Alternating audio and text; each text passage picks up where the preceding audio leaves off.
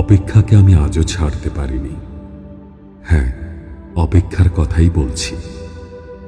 ভালোবাসার রক্তিম ধারালো স্নিগ্ধ ছোঁয়ায় হৃদয় থেকে এক এক করে ছেড়ে গেছে সব লোভ, হিংসা, ক্রোধ, অহংকার, স্বার্থপরতা, সবকিছু।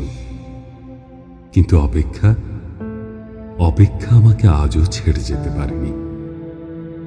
আমি ভালোবাসার জন্য সব কিছু ছেড়েছি, শুধু অপেক্ষা ছাড়া। অপেক্ষাকে আমি আজও হৃদয়ের গহীনতম অংশে অবরুদ্ধ করে বেঁচে আছি। অনেকেই বলে অপেক্ষা হচ্ছে শুদ্ধতম ভালোবাসার প্রকাশ।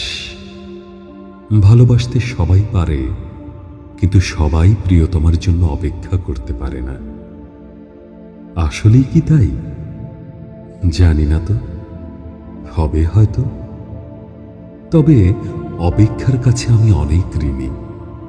প্রিয়তমার জন্য অপেক্ষা আমাকে পাখির মতো সহজ হতে শিখিয়েছে, শিশুর মতো অনাবিল হতে শিখিয়েছে, আকাশের মতো বিশাল হতে শিখিয়েছে, ফুলের মতো স্নিগ্ধ সুন্দর হতে শিখিয়েছে।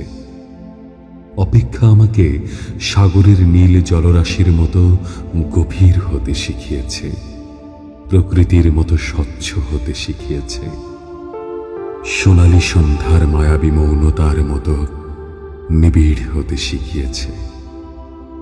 শেষ পর্যন্ত অপেক্ষা আমাকে কবিতার মায়াবী অনিন্দ ভুবনের কাছে নিয়ে গেছে।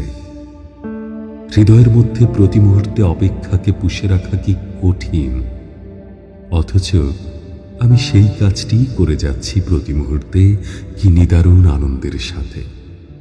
আহ, অপেক্ষা, তুমি কত বেদনার্দ্র সুন্দর,